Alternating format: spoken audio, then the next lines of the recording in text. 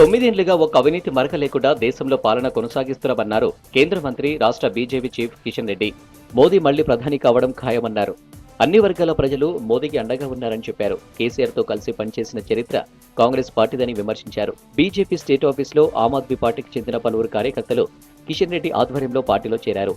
ఈ నెలలో మోదీ 2 బహిరంగ సభలు ఉంటాయన్నారు కిషన్ రెడ్డి. ప్రజలు చాలా విచక్షణతో ఆలోచన చేస్తా ఉన్నారు, చాలా చైతన్యంతో ఆలోచన చేస్తా ఉన్నారు. మోడీ గారి నాయకత్వం మళ్ళీ కావాలని రావాలని మళ్ళీ కోరుకుంటున్నారు. అది సంక్షేమ కార్యక్రమాలు కావచ్చు, ఒక రికార్డు స్థాయిలో దేశంలో జరిగినటువంటి అభివృద్ధి కార్యక్రమాలు కానీ, మౌలిక వసతుల కల్పన కానీ, మొదటిసారిగా భారతదేశము ఏ రంగంలో తీసుకున్నా, ఏ కోణంలో తీసుకున్నా ఒక నీతివంతమైనటువంటి ప్రభుత్వము, ఒక అవినీతి లేనటువంటి ప్రభుత్వము ఈరోజు మనం చూస్తా ఉన్నాం. రెండో రోజు బీజేపీ స్టేట్ ఆఫీసులో రాష్ట్ర ముఖ్య నేతల సమావేశం జరిగింది. రాష్ట్ర నేతలతో ఇన్ఛార్జీలు తరుణ్ చుగ్, బన్సల్ కీలక సూచనలు చేశారు. మెజారిటీ సీట్లలో గెలిపే లక్ష్యంగా వ్యూహాలు రచించారు. ఎలక్షన్ మేనేజ్మెంట్ కమిటీని వేయాలని బీజేపీ నేతలు భావిస్తున్నారు. సమన్వయంతో ఈ ఎన్నికల్లో పనిచేయాలని రాష్ట్ర నేతలకు బీజేపీ ఇన్ఛార్జీలు చుగ్, బన్సల్ సూచించారు. రాష్ట్రంలో 17 స్థానాల్లో బీజేపీ విజయం సాధించేలా భవిష్యత్ కార్యాచరణ రూపొందించమన్నారు.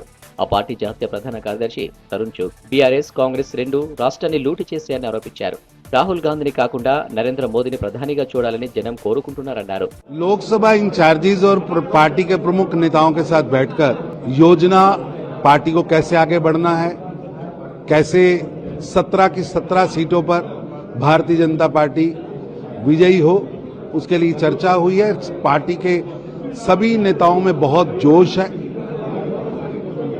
और जिस तरह से बीआरएस पहले फेल हुई, अब कांग्रेस भी फेल होने जा रही है और दोनों पार्टियों ने तेलंगाना को लूटने का काम किया. एआईएमएम के साथ मिलकर ये तीनों दल वंशवादी हैं और तेलंगाना की जनता इन्हें करारा जवाब देने चाह रही है. तेलंगाना की जनता को स्पष्ट है कि देश को राहुल गांधी नहीं, देश को नरेंद्र मोदी चाहिए, एक मजबूत नेता चाहिए. లోక్సభ ఎన్నికల కోసం సెగ్మెంట్ల వారీగా ఇన్ఛార్జీలను ప్రకటించారు party state chief Kishan Reddy.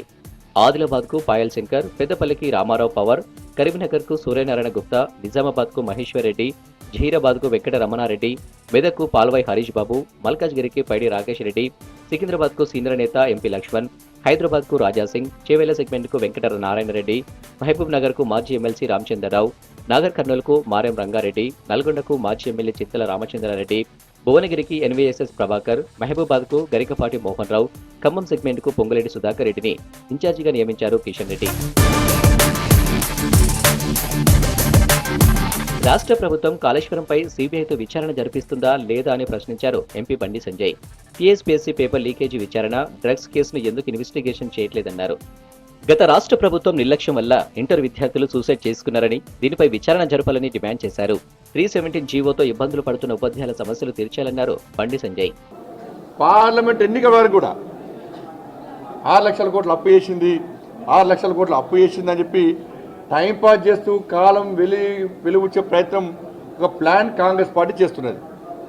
కానీ ప్రజలు కాంగ్రెస్ పార్టీ యొక్క ప్లాన్ గుర్తిస్తున్నారు. మరి కాంగ్రెస్ పార్టీ ప్రజల విశ్వాసం చూరగొండాలంటే ఇప్పటికైనా కూడా మీ ప్లాన్ ఏంది? 6 లక్షల కోట్ల అప్పును ఏ విధంగా తీరుస్తారు? ఈ 6 గ్యారెంటీలను 100 రోజుల్లో ఏ విధంగా అమలు చేస్తారో మీరు చెప్పాలి. పార్లమెంటు ఎన్నికల్లో మెజారిటీ సీట్లలో గెలిపే లక్ష్యంగా వ్యూహాలు రచిస్తుంది బీజేపీ నాయకత్వం.